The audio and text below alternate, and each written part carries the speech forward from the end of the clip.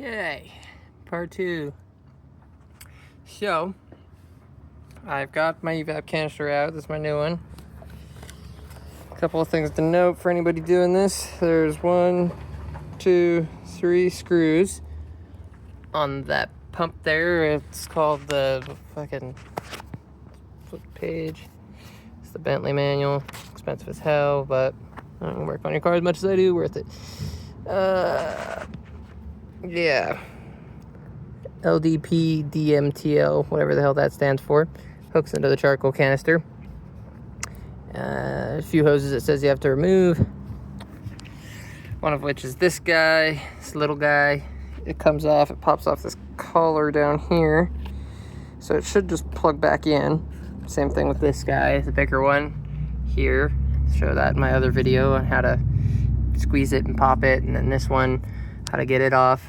And there's 3 screws in the back of this that are really hard to get to, but they're all Phillips, and it looks like they're all the same size.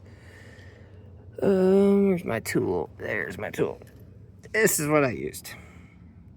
This is, well, if you want the part number, there you go. It's Mastercraft. Nothing special.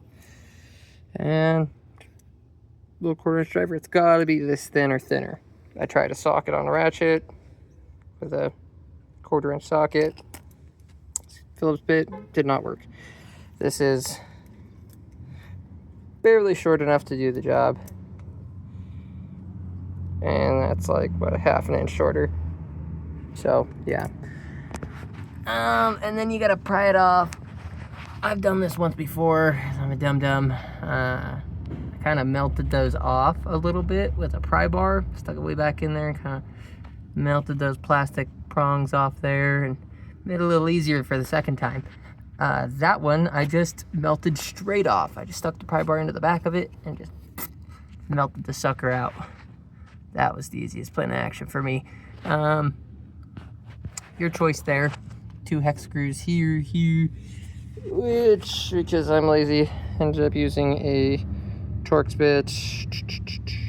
Let's see, J40. Fits right into whatever size Allen key this was. And then once you undo all that from up there, and these 2 bolts here, you can kind of rotate it this way, get your screws out from your pump, and then you just pull this sucker down off. It actually comes off decently easy. Just pry it apart. You have to get all 3 screws out. Other than that, putting it back in's equally as much of a pain. And you just got to get these little things popped over. If you keep both of them, you got to pop them both over. If I remember right, last time I kind of just like popped the pry bar up in there and just really shoved that sucker over right and pushed right on these tabs. So do what you have to get that in. Those are just tips for this because there's not a damn thing about it on the internet.